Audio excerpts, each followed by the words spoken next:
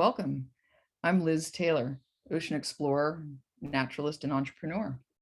And I'm Sylvia Earle, National Geographic explorer, founder of Mission Blue, and an ocean elder. Yes, thank you, ocean elders. This is our show, Dive In, where we host informal and open conversations with the ocean community on topics of wonder and interest. And usually the most wonderful thing is I have to attempt to share my screen. Come on. Oh my God, what happened there? So sorry. Here we go. Drag you over. There it is. And there it is. Just like that. The world is blue. Yes, never forget it. That image changed everything. And this is an even better view. The astronaut who took that image of Earthrise says, that's Bill Landers, that this is really his favorite view of Earth. The blue back of the planet. The face of the planet. The shoulders, the broad blue shoulders. It's just enough Earth around there to recognize that, yep, there are some continents, but the world is mostly an ocean world. Indeed. A marine habitat, indeed, if you will. Our big blue life support system. There you go. But today, we're going to be joined by our dear friend, Mimi deGruy. And Mimi, if you can turn on your microphone and camera. It's Mimi Armstrong deGruy. Yes. Yes. There she is. Hi. Mimi's a filmmaker based in Santa Barbara. She began her career with CNN and PBS, and then worked throughout her life so far with her late husband, Mike deGruy, on numerous projects for National Geographic and BBC and other broadcasters. And here's one of your early shows that you worked with. Wow. Yes, I found that one. That's impressive. But most recently directing and producing Diving Deep, the story of Mike's life. It's a wonderful film. Oh, it really is. And it was a shared adventure. Indeed. A family affair. A family affair. Yeah. I mean, Mike was often in the spotlight, but it was a team all the way. I love the way you really made sparks. Thanks.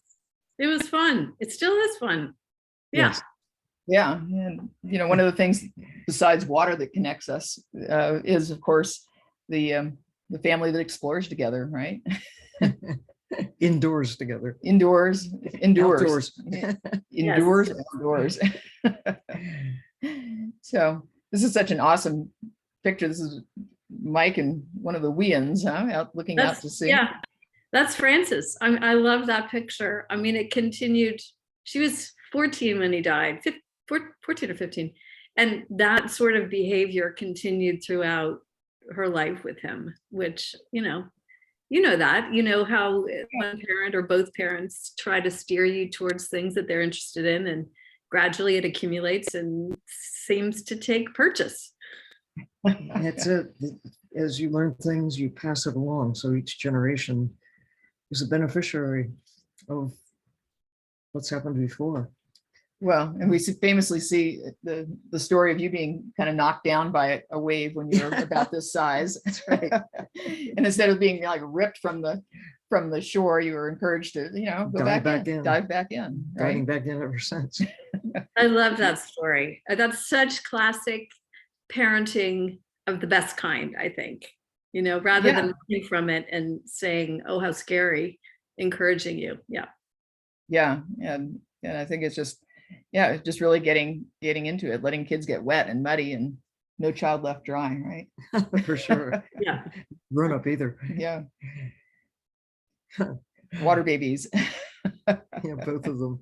Yeah. Very happy. Yeah, just being comfortable in the water. It's a gift. And instead of having that fear of not being able to breathe, just relax and enjoy the sensation of being weightless And of course, we have to come up for air like other mammals And turtles. and turtles, reptiles. But it's just the joy of being submerged, splashing around and wondering what you're going to see next. True. Yep. There. Yeah. Uh-huh. So I think we both of us have been here with the kids and the submersible and taking the family into the field for exploration. It's just I mean, I remember being kind of taken out of school constantly, which was great. And then being The best, it's the big school the big school called the ocean. Yeah, Best teacher of all. but it's Definitely. I mean, I think, let's see, when Max went with us until he was about 3.5 when I got pregnant with Francis, or 3, I guess. And then when it was 2, it became a little more complicated to drag them around in our suitcases.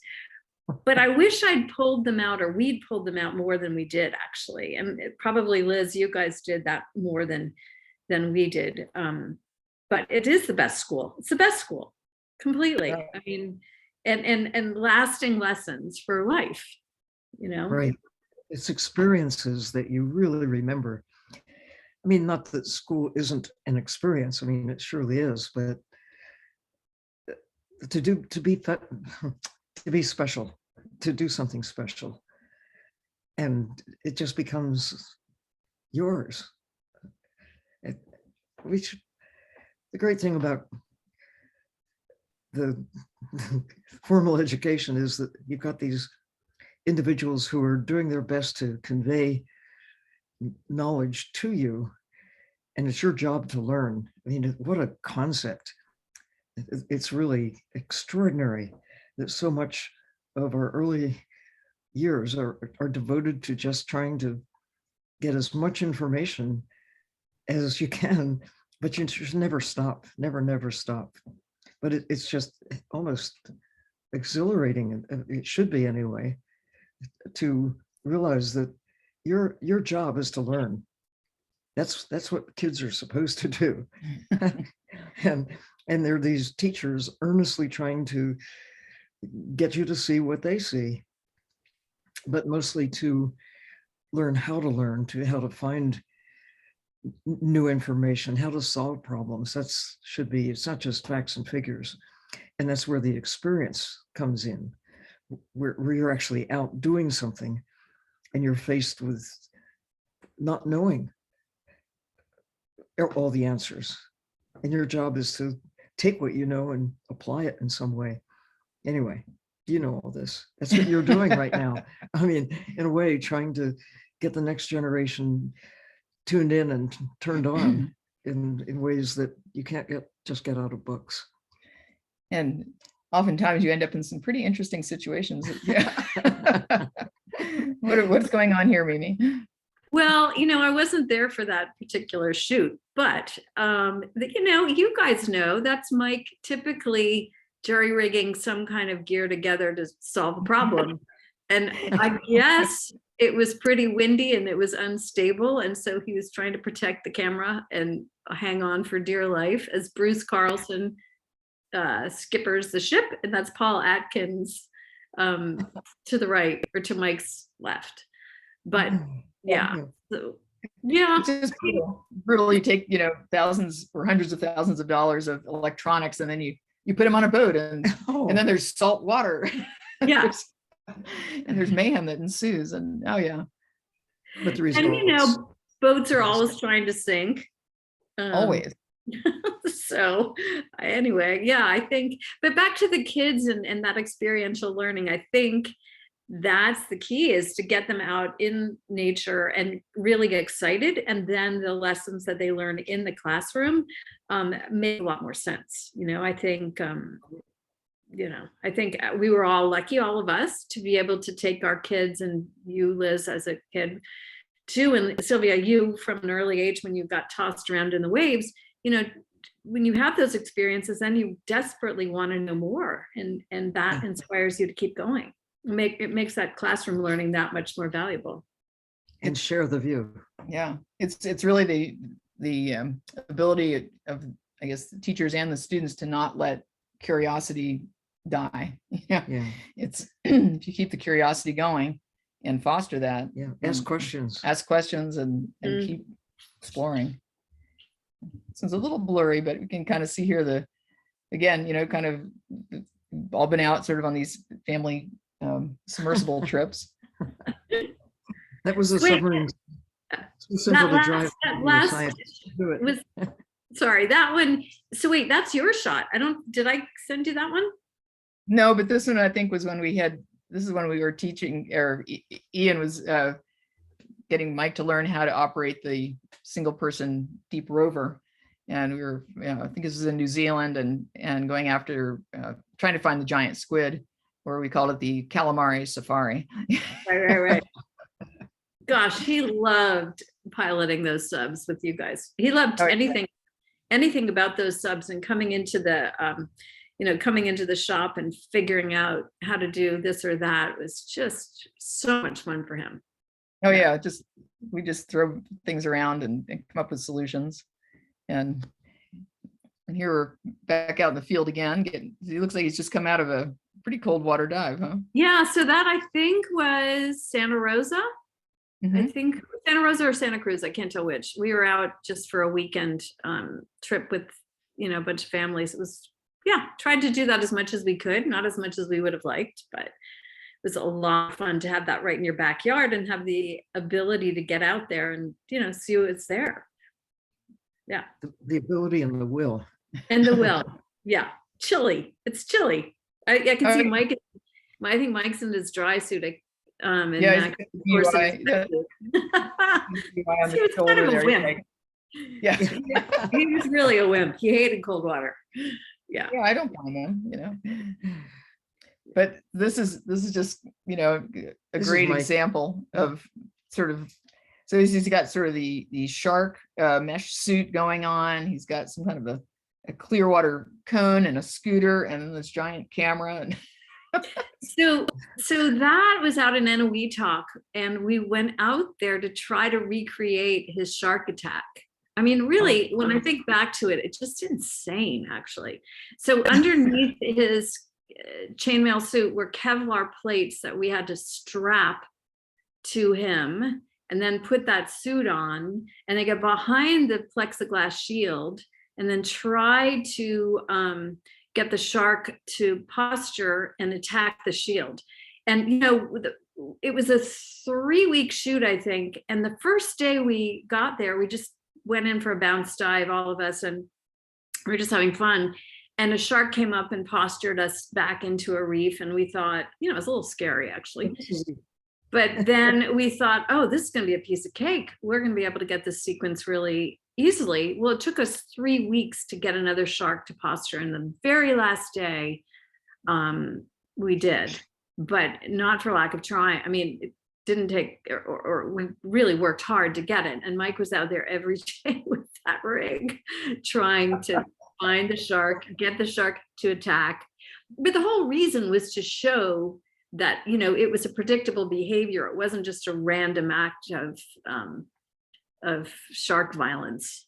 Yeah. Well, one of your really good friends, Stan Waterman, said that the best shark repellent ever is to go out with the intent to take photographs of sharks with a fully loaded camera and lots of gear, and no problem, the sharks won't get you at all. That's right. Yeah. And usually, it's not even, it's just when a shark bites, it's sort of a fish biting accident. They're not really after us, and they do give you plenty of warning, particularly in clear water. They do posture and they're like, what are you? And we're not on their menu. Yeah. I mean, We're not on their menu, for sure. I mean, he pushed for that original attack. He definitely pushed it. He knew that the shark was posturing, and he took a picture with a flash, and it broke out of the posture and attacked him. Yeah. And he recognized it was a miscalculation on his part. Can't blame the shark. No, and nor did he. He definitely Yeah. didn't. No. Yeah. He was like, oh, I messed up and now I'm bleeding. Yeah. Oh. So this is the rig underway here, huh? Mm-hmm. Yes. He's got a little scooter and just kind of Camera. cruising along. That's so typical. Not It's kind of a wet, yeah, wet kind sub. of- Yeah. yeah. But I know he had a really soft spot for the nautilus. You know, it's such a amazing ancient animal. Yeah, I think a lot of people don't appreciate that they're relatives of octopus and squid. Right. He was definitely an invertebrate, a fan of invertebrates, but particularly cephalopods. He loved them. And I was, you know, in preparation for this conversation, I was trying to go back and think, why was it that, and Sylvia and Liz, you may better than I, having had conversations with him over the years, but I think it just was the range of different things that they could do, and the intelligence, the cuttlefish color changing, you know, those metaphors and octopus, all of that. I think those are abilities that we don't think of necessarily as intelligent, but wow, I wish I could change my colors like that. Right? I always wanted to have chromatophores, so I could just sort of like disappear into a wall, or Yeah.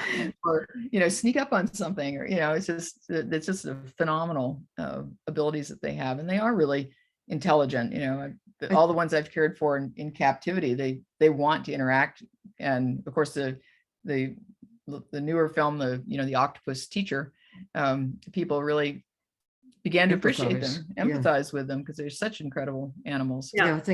I think Mike regarded them as kindred spirits. Yeah. Playful, I think so too. curious. Oh yeah, I know. This is a good one. Boats sink. But I remember what happened? That we were out in Palau filming Nautilus, attempting to film Nautilus, and you know, I was talking to Peck Ewer, who was the director of the Octopus film that we did, about this recently. And I was, because Max was with me, baby Max, who was at that point 2, I think. And we weren't on the boat that day, thank God. I mean, I think about it because we've been on the boats most other days on that boat. I was pushing Peck. I was like, Peck, remind me what happened. Why did that boat sink? And it was a rough day, and the plugs were loose. We don't know why, whether that was an intentional thing on the part of someone or what, but there was a lot of, Mike was trying to anchor. There was a lot of water coming in over the stern that, because everyone was forward facing, didn't really realize until it was a little too late. And we lost a lot of gear. Fortunately, no one was hurt. We lost Homeboy, which was Johnson Seelig sub, or ROV. Operated vehicle and ROV. Yeah, it was not a good thing. Actually, it was really. No, the interesting thing about it was that we went back to Palau. And a few years later, we were there with some small submersibles, and we were doing a project for the Canadian Cancer Society, collecting kind of discrete deep water sponge samples for them, and corals and whatnot. And we came across the boat, and it's just sitting there on bottom, right? Yeah. And so he, you know, kind of made some passes around it, took some film, and came back up and gave Mike a call, and he's like, "Yo, man, I found your boat." And then poor Mike, he's like, "What do you mean you found my boat? Could you bring something back?" He's like, "No, I'm afraid it's a little deep, and we, you know, this wasn't really in our scope, but." Yeah, but we saw it. You know, I have in storage, I have the housing of the camera that somebody else pulled up and didn't want to give back to us, and said, you know, hey, you know, scavengers' rights. And I think finally somebody made him feel a little guilty, and he shipped it to us. But honestly, now I don't know what to do with it. It's just this corroded thing. Right. In storage. Yeah. Put it in the garden. But yeah, it is hey, that's actually a good idea. Yeah. Yeah, that's a really good idea now you mentioned. But yeah, I think yeah, I mean, those kinds of things, you know, Mike definitely pushed the boundaries a bit. Some might say a bit. But yeah, it was really the hazard of it's a an occupational hazard, isn't it? It really is. And Yep. But you know what to do when things happen. That's It. right. You sort of plan for emergencies. you do. And this goes back to the whole, Unexpected. but it goes back to the whole sort of discussion about being, comfortable in the water, Yeah. and the value of, knowing how to, not just knowing how to swim, but to just feel comfortable. Keep a cool head. And keeping a cool head that, even when the ship is going down, what do? You find something that floats, and you kind of await rescue. You pull out your inReach, you get the free helicopter ride, or the Coast Guard comes, or whatever it is that to come to the rescue. I do remember I was in the post office the next or a couple of days later, because at that point, you were sending faxes, and I was faxing Geographic to talk about what had happened. And this man came up to me and said, "Hey, you want to know where a National Geographic camera and equipment is?" Having no idea. And I said, "Well, yes, I do, as a matter of fact." He said, "Well, I can tell you because we know where it went down." I said, "Okay, good. I'm going to get my husband because it's his camera." And the guy just scampered out of there so fast. But yeah, it was sort of local news, obviously. Yeah. Oops. Oh, yes. So before I click on this, we wanted to circle back to all of the work that you guys have done with the incredible suckers, all the octopus. And so we got these little series of images and clips that we're going to run through, just because they're so phenomenal. I think they really need to be shared. But is the Incredible Suckers film still available for people to view in its entirety? You know what? Interestingly, it's actually on YouTube. Somebody put it up there. Nice. It was not. Great. And you know what? Good for them. Good for. I'm glad. I'm really glad it's there. Let's check out this little clip of Mike and the giant Pacific. And his favorite We've invertebrate. never seen it before. But to do this, you have to imagine a creature whose head is in the middle of its body, its torso is attached to the back of its head, its legs are hanging from its neck, and its mouth is where its private parts should be. And what you would be imagining is this, the octopus. In this case, the giant Pacific octopus, Octopus Toothless. They don't all look like this, I can assure you, but octopus do share a lot of common traits. They've got 8 arms. That's why they're called octopus. Underneath each arm are sucker dust, these extraordinary gripping mechanisms that give them the ability to hold on tenaciously to anything, including my head at the moment. The octopus is basically a bag of protein, muscle, very little protection, no armor, and they're all predators. They have incredibly wily ways catching their prey and avoiding being eaten themselves.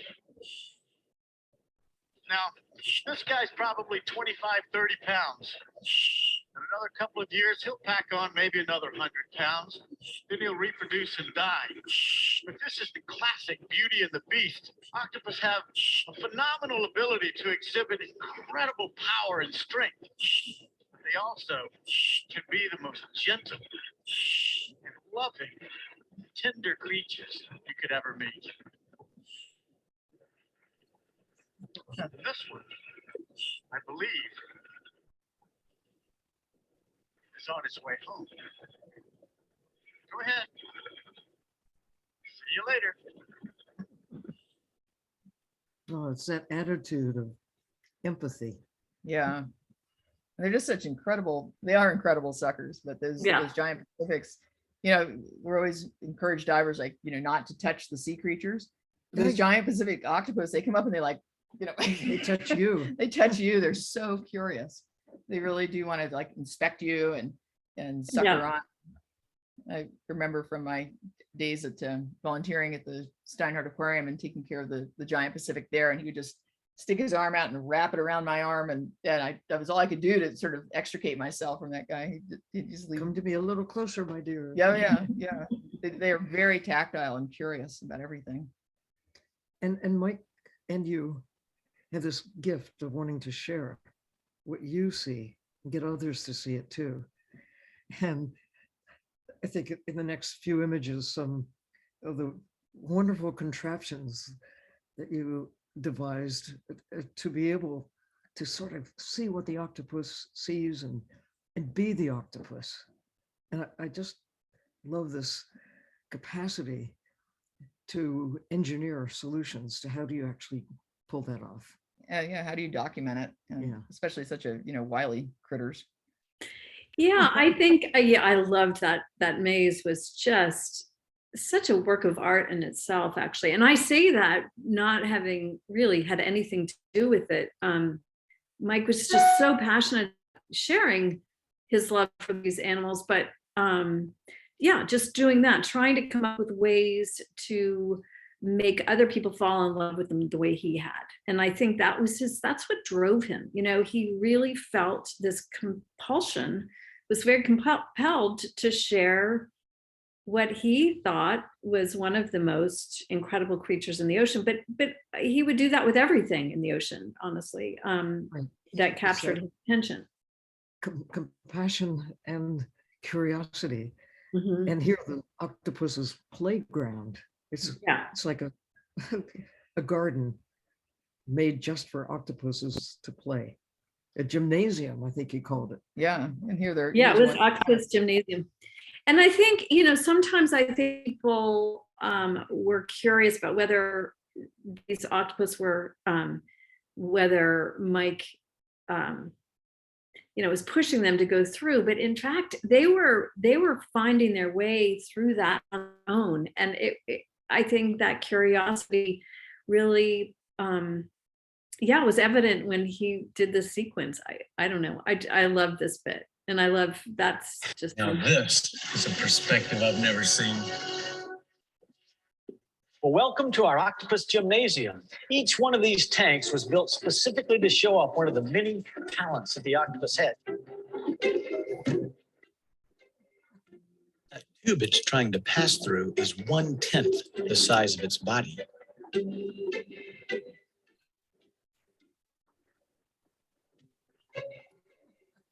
Wish I could do that.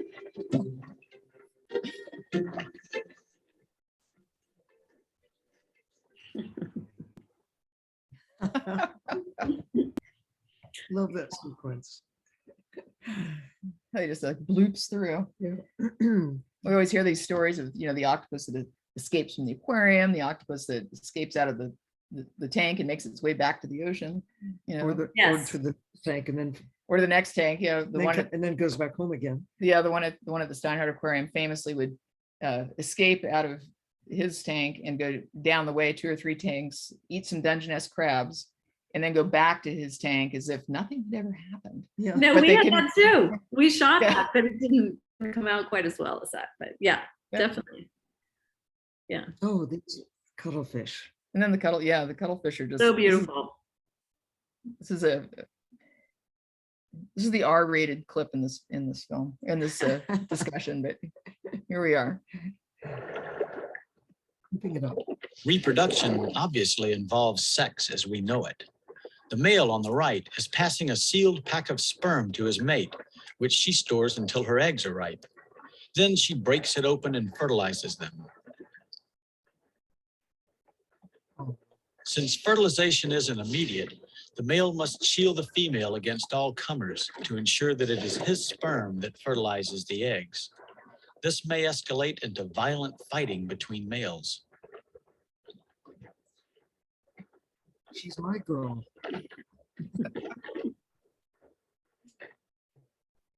Oh, fierce look. I know. Look at the eye. A rival male overthrows the owl and wins the female. However, first he does a shrewd maneuver that no one knew about until we filmed it. He sticks his funnel into the female's mantle cavity and literally flushes out the previous male's sperm. You can see the white flakes of sperm flying out of the female. Then he mates. I bet he doesn't get them all.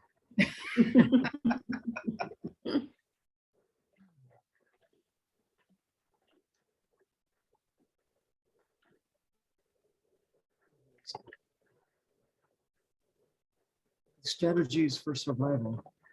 Absolutely. Yeah. And now he keeps watch over the female. Aw. Micro. I was surprised by the touching and caressing from the male cuttlefish. Are these animals more complex than they seem? Yes. Are humans less than they seem?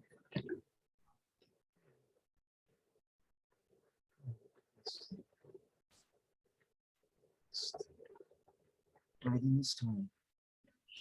But you know, there's such, you know, so many people that just the only time they think about a cuttlefish is when they give a cuddle bone to their pet bird, right? Yeah. And they have no idea what the animal looks like. You know, it really pains me is seeing octopus and squid on the menu. I just, Yeah.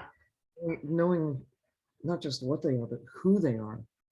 And to think that we just think of them as a piece of meat. I mean, it's just so diminishes my respect for human beings that we Yes. see these miracles and just think, delicious.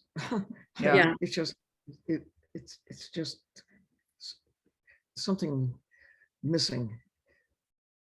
Yeah, in I our think, yeah. perception. It really is. It's hard to really understand it, but and I think a lot of it is just that there's the only exposure that people have to some of these animals is just presented on a plate or Mhm. you know, as some sort of a merchandise, you know, like Yeah, like a and cuddle bone or something. more than a curiosity. No one really needs to eat an octopus. I mean, maybe somebody just for survival, but mostly it's a luxury choice. It's a curiosity. You know, it's on the menu, so you give it a try. But you know, if you really know who it is, you might think that it's better off out there in the ocean, make other choices. And squid, so-called calamari, they're so important in the ocean as part of the great cycle of life. I mean, a lot of things eat squid, but humans don't have to. And for us, it's a choice. For birds, for a lot of fish, for whales, sperm whales in particular, they've developed over gazillions of years with this relationship. And they don't take all of them. Humans have a way of, if they see something that they can put a dollar sign on, they just take the very last one. And it's why we're seeing the decline of so many sea creatures and on the land as well. It's just turning wild animals into money, and wild, well, all of nature, from trees to to whatever, Yeah. krill in Antarctica, just a product. But the cool thing with the, you know, the octopus is, I think, is and the cuttlefish and the squid is just the real diversity that is there. That, you know, we just kind of think of the octopus. They're ancient. I mean, they are diverse, but it's a whole class of organisms. They're mollusks related to clams and oysters and things, but they are intelligent in a way that is really kind of spooky. And maybe some of the other creatures are, we just haven't figured out how to measure or appreciate that there's somebody's home there. Well, that speaking of spooky, yes. Wait for it. This is a good spooky. we have to wait for it. This is extra spooky, so we have a dark screen for a minute. Spookiness.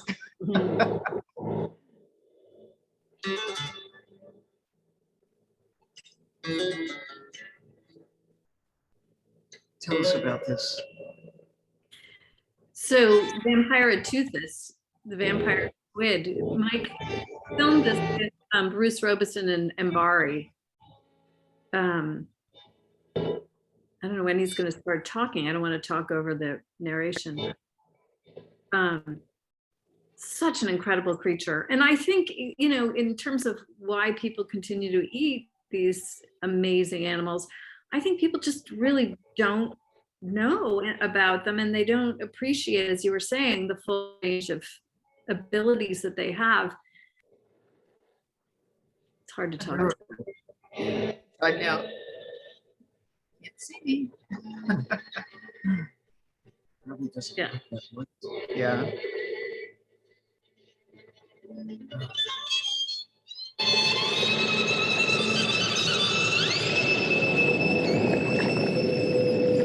So beautiful. So beautiful.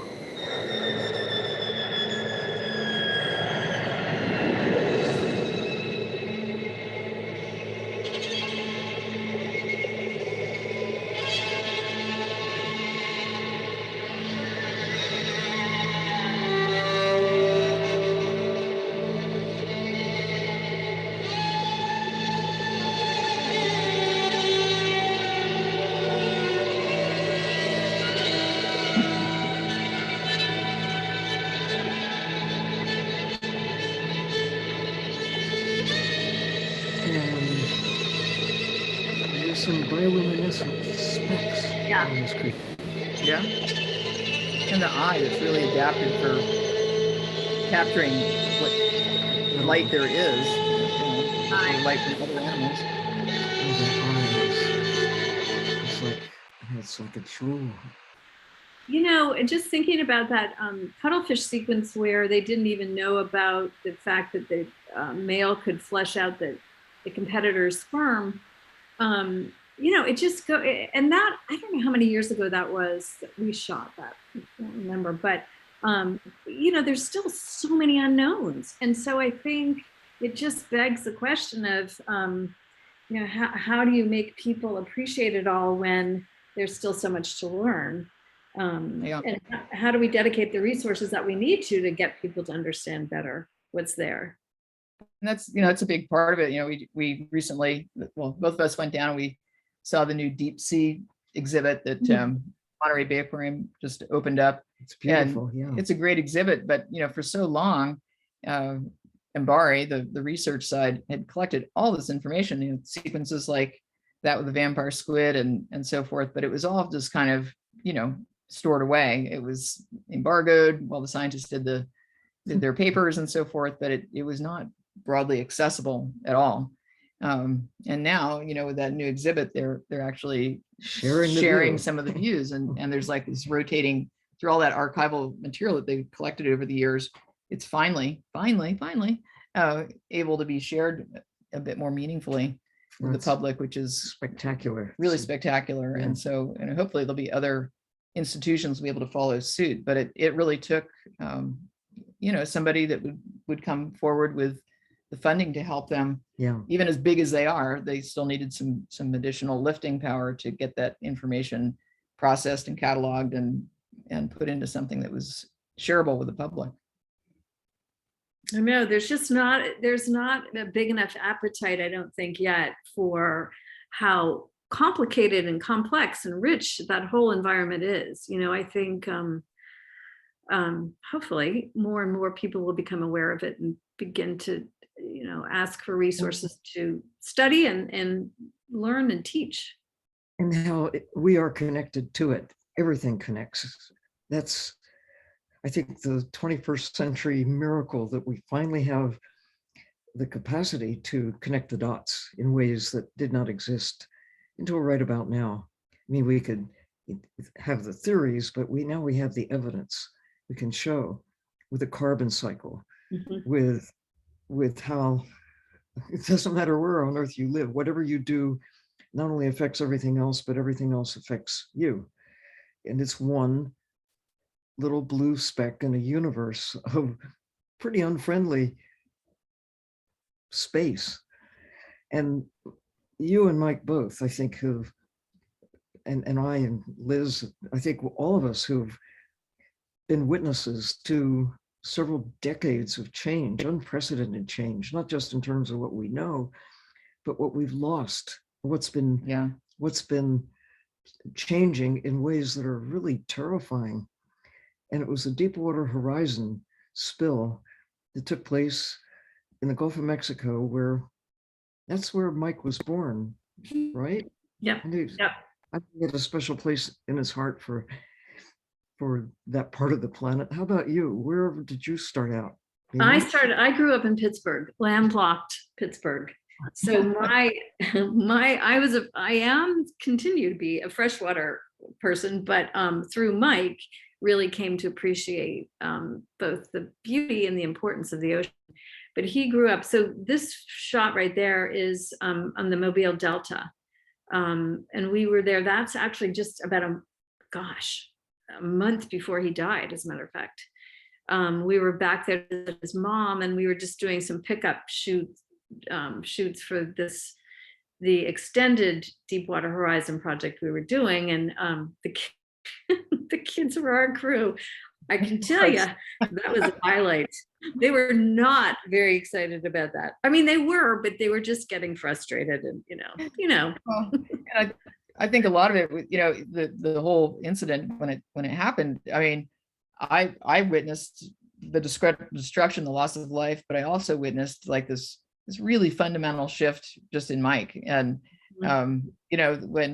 before he's like bubbly and excited and he just wants to play and share and create. And now we had angry Mike, and he had every right to be absolutely livid about what had happened, because it was so senseless. And and the things that he loved were being destroyed, right? Yeah.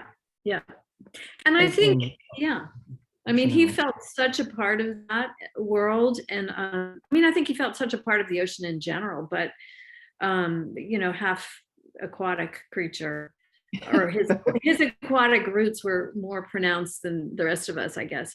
But I think that incident, it was such a failure on so many levels of oversight, of cutting corners to save a buck, to make a buck, whatever. I mean, to be drilling at that depth to begin with was kind of crazy. And it just at every level was such an insult to him.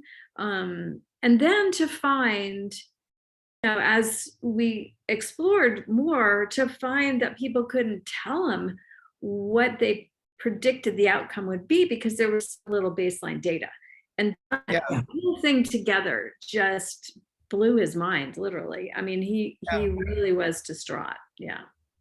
We in our conversation with Mandy Joy, we talked a lot about some of these same issues that she faced as a scientist, trying to get information there, and then having her data just taken from her samples confiscated and so forth. I think we have a little clip here from Mike as well. And it seems what is happening is that the scientific community in the Gulf of Mexico is seriously underfunded. And I think, underfunded, how much money do you need? And I get figures like, well, we just got a $100,000 grant and we are really happy about that. Next summer we're going out. I'm thinking $100,000. Okay, that's a lot of money. But compared to the insane amounts of money that corporations like oil companies spend pulling oil out of the environment, trashing the environment in the process, $100,000, they're spending billions of dollars exploiting and destroying the very habitats that we don't even understand, because the scientists don't have $100,000 to go out and study the sargassum. Why isn't there more of a parody?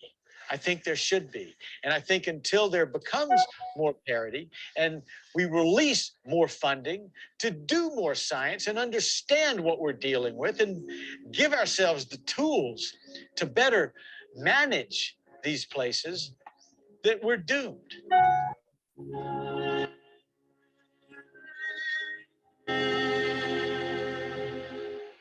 Yeah.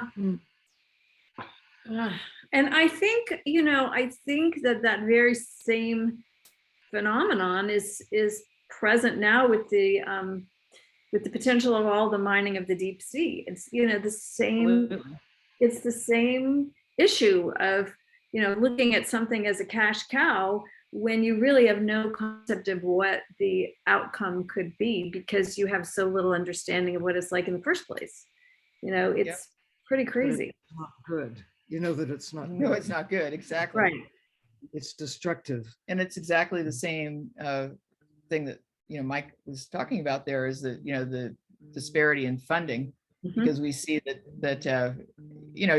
we've done a lot of work with University of Hawaii and the Deepwater ROV that we built for them, the Lulukai, and gone out to the Clarion Clipperton Ridge Zone and trying to investigate the the areas where these nodules are found and the animals are associated with them. We even saw like a whale fall that was just starting to get the manganese crusts forming on it, and a megalodon tooth laying on bottom that was just beginning to get those crusts laid down, little skin. So you see that, here's this old fossil tooth, and it's just beginning to get the little skin on top. And then to see one the size of a large potato, think how many tens of thousands of years did it take to form that nodule? And it's a living thing. It's not that it's like a dead rock. It's that's all this little microbial activity that helps it lay down. And all of the other animals and all the other life that's dependent on all of that. I mean, not to mention the stored carbon. Including us. When you think about it, we need these systems intact. Yeah. And there was that octopus. There's an octopus that uses the nodules to kind of lay its eggs, and a whole garden of them in the deep sea that is relying on those nodules. So what if we just like extract them so we can have electric cars? No. There are other ways. There's other ways. Yeah, definitely other ways. What do you call it? Unobtainium. I mean, one of the questions I have actually for you guys is what can we be telling people? How can we be telling people to raise their voices? What's the call to action on behalf of the deep sea to encourage the moratorium? I mean, what can people be doing to try to make that happen, make the moratorium happen, I should say? Well, the precautionary principle. Put that right back to you, Mimi. When people know, there's a chance they'll care. People just don't know. What you and Mike have been doing for years is sharing the view of getting people to care by taking them into the ocean. And from the surface, the ocean, how would you know what's going on down there unless you actually get in there? And one of the things that Liz and Ian at DOER and I'm kind of looking over their shoulders to develop, again, something that I know you and Mike were passionate about, getting people down there actually experiencing in little subs. We love ROVs, we love cameras that are deployed remotely, but to take people there, take kids down and to understand, and they can be explorers on their own. I mean, everybody can. It's what humans are really good at, observing, understanding. And the problems that we now face, the consequence of our habit of consuming nature to foster our prosperity. We've come to the point where kind of enough is enough. We have to rethink and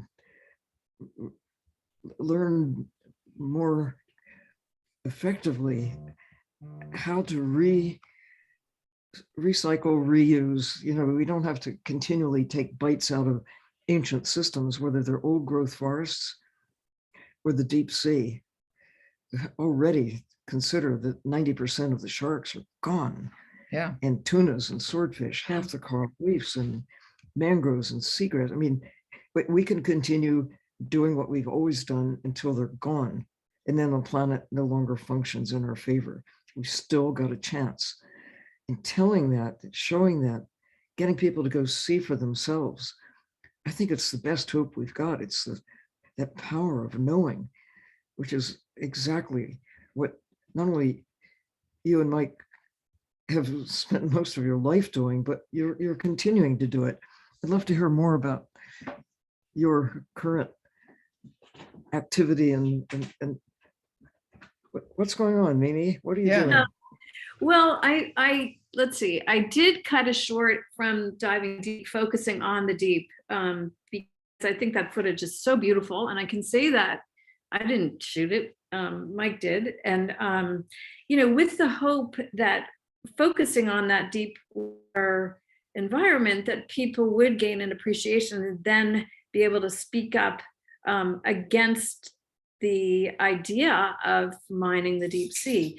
The question I guess I'm wrestling with is, what do we do? How do we keep people, how do we keep these countries from moving forward with mining the deep? And hi, Frankie, there's a little dog here. Anyway, come on. Anyway, so I've cut this short and it's going around right now as part of the One Ocean film tour. Actually, I just had an email the other night. I guess they're going to be screening an edit of Diving Deep in Portugal at the UN conference. So that's nice. I was happy to hear that. And then also you guys were very generous in helping with Island Visions, the book that is done partly in Mike's memory that the Siegelbaitner brothers are doing. It's kind of the untextbook textbook. I'm not really involved in it other than to just be a cheerleader. But I think for me, one of the next things I want to focus on, or I am focusing on, or trying to at least, is not only the deep sea mining, but just getting people out there to vote between now and November. I think we have a huge job at, at getting people to vote at every level. Because honestly, I think that's the most important thing that we can all be doing between now and November. Yeah, absolutely. And you've also been working on some programs locally with the middle schools, haven't you? With some of the. That's the Island Vision book. Yeah. Okay. Yeah. All right. Well, and also just working locally within organizations. I'm involved here in Santa Barbara with the Santa Barbara Channel Keeper. And I think, as Liz, you and I were talking about, working locally up may be at this point more effective than the top-down approach was in the past. I mean, I think obviously we really desperately need federal regulations, but how difficult it will be to keep the place or get new ones, I don't know. There's such gridlock. Yeah, and so that local action, the local community upward growth, I think, is really an answer. And there's, as Sylvia says all the time, what are you good at? Just keep doing it and come together, lead by example, find things that you can do locally, and then hopefully others will emulate you. And you're right, though, Mimi, we've got to get people in office who are making decisions on our collective behalf, who really are committed to taking care of the systems that keep us alive. It's water, air, it's the diversity of life. It's understanding that we can't exist without a healthy planet, and a healthy planet means that these systems that have developed over literally all preceding history and that we've consumed at such a rapid rate, we got to reverse that. We have to save what remains that's still in pretty good shape and restore what we can. And we don't do it by continuing to destroy old growth forest, to tear up deserts that have existed as intact systems. And certainly the ocean should not be regarded as the ultimate dump site. Oh no. Or the place where you get free groceries that really are mostly feeding luxury tastes, not taking away from those who really do need to have a source of free food that they can get from the ocean. But that's a very small amount given the huge commercial industrial scale of extraction. And now to turn, again, the technology that cuts both ways gives us such great benefits, but when applied to mining the deep sea, it's like whether you're mining life on an industrial scale or going into these ancient ecosystems and totally destroying them only to take a few things. It's like going over New York City to take the fire plugs. Or the squirrels out of Central Park. Something, maybe the taxi cabs. The taxis, only keep the yellow things, and then the rest of them will throw back. Right. Hope they keep driving. But I think it's really important to all of the judges, as we've seen, the lower level judge, the whole judicial system, we were kind of, at least I was not aware of how important all of those positions are. At every level, these elections are critically important. And if anyone has questions, please put them into the Q&A section, and we'll take questions for a few minutes as well. There's a comment there. There's a comment from Tim who says, "Hey, Mimi, great work. We met at Jack Sutton's house in Legionnaire many, many years ago. I was working for Cousteau at the time, and glad to see you are so active and doing such effective projects. Keep it up." Hey, hi, Tim. Nice to see you. Hear from you. But it really is these sort of, yard by yard, purchase by purchase choices that all of us have an ability to influence and make those positive changes. If only the octopuses could vote. Yeah. Right? They have 8 arms. They can. We just have to be their emissary, and I think also all of these other voices within the arts, like what Taylor's doing, your son and grandson, all of these different ways of looking at the natural world are so important. And so obviously I have the highest respect for scientists and all of the research they're doing and the data they're collecting, but I also think there are ways of telling stories, their stories, and we need them all. It's really important. Yeah, the storytelling, it's one of the things that really is pushing us so hard to get that pair of subs built. Yeah. We showed there in the last slide, because taking a wide cross section of people into the sea to see for themselves, that Including will the fishermen. They don't Yeah, know what these but- creatures, how they live, or right, what devastation you cause when you drag a net across the bottom. right. And like right now in Florida, there's a push to reopen the one section of the what is it, the Oculina reef, Oh, to yeah. reopen to shrimp trawling. And it's like the one piece that's left that's not damaged, and it's been protected for 20 years now, something like that. Yeah, But there's this huge pressure because there's not many shrimp left in other places. Now they want to take them all. take them all. And so there's this sort of open comment period now to You help ask the protect question, it. what can you do? It comes right down mostly to money. And what we take from nature has a very low or zero accounting base. Fish are free, squid are free. Catch an octopus, you don't have to pay for it. It's like going to the grocery store, but there's no place to check out and pay. And that illusion. delusion. Illusion. Yeah, all free goods. And when you think about the shrimp trawlers, there's money in the boat, but you get low interest or no interest loans. They're subsidized. And it's not, I want to say it's just not fair.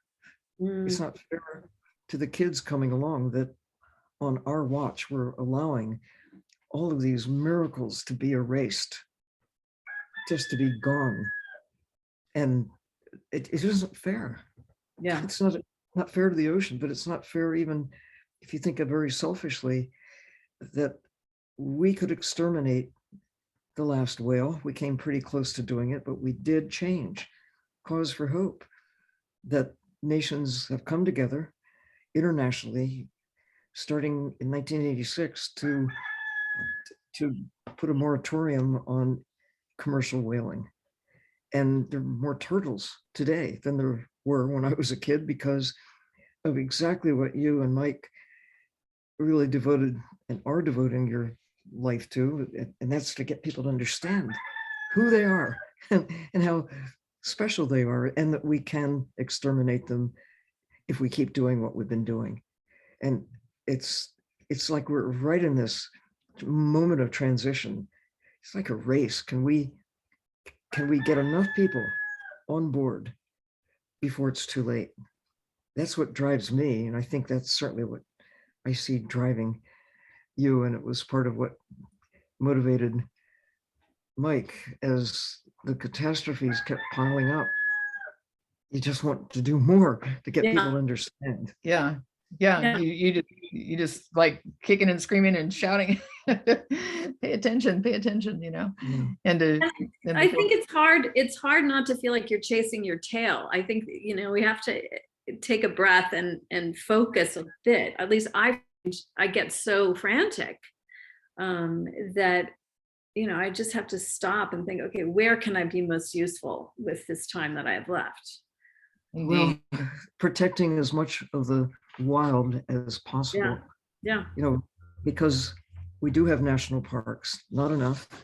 We do have people converting their backyard lawns or front yard into something that is more bird and bee and The homegrown national park. butterfly. Yeah. Right. Uh-oh. He's telling us it's the top of the hour. Is that a dragon? He's our timekeeper. Yeah. But, That- you know, and the rooster. I see the positive things that are happening, and what we've just shown us or shared with us, I think is encouraging. You can make a difference. And we just all have to look in the mirror and see, well, there's something I can do. Let's get busy and do it. Yeah, let's 'cause do it. It works. It does work. Yeah, I'm encouraged by this whole new bunch of kids coming up too. Yep. I mean, look at your two, my two too. And I think there's a whole crop that's coming up. We just have to get rid of the people that are in the way. I'm not saying, but I mean, you know what I mean. Remove them from Yeah. positions of power. That's what I mean. Yeah, no, we know what you mean, but definitely, but I think that, again, by that sort of reconnecting the art and the science together, I think is critically important. There's been such a, I don't know, it's almost like a concerted effort to drive them apart over the last, I don't know, 15 to 20 years or so. I mean, I know when I was in school, it was always just lashed up together, and then it's just become steadily more and more fragmented, and it seems to be part of the problem. But again, that's something where everybody can make a difference there. Come back together. Yeah. Well, we don't have any more open questions, and we're at the top of the hour. But just want to really thank you, Mimi, for taking the time to join us today and have a great conversation with us. Well, Share all thank those you. wonderful clips. But before we close today, we just wanted to say thank you to our guests and to our producer, the Ocean Elders, and everyone in the dive in community that keeps diving in with us and participating in these conversations. It feels like home to this, and we are extraordinarily grateful to all of you. Water connects us all. And thank you to both of you, and to Ian too, who's not here, but for all that you guys are doing. Oh my gosh. I mean, seriously, we are all so grateful. Well, the bottom line is we have to take care of the ocean If our lives depend on it. because They do. they do. They do. Thank you so much, Mimi. Thank you, both of Thank you, everyone. Great to Thank see you. We'll see you next time. Yep. Bye. Bye-bye.